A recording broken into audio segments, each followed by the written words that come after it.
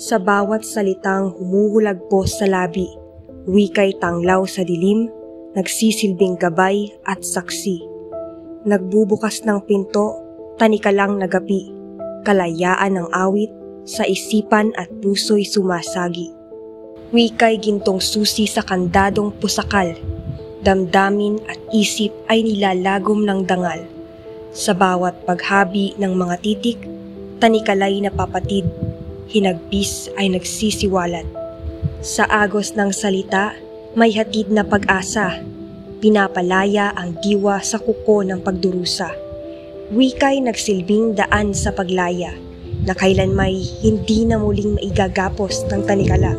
Sa silakbo ng damdamin, sa lambing ng pagbigkas, wika'y kasangkapan, humuhubog ng landas. Tanikala ng kahapon, ngayoy pigtas at wasak. Sa paggamit ng wika, layang tunay ay nilalagak.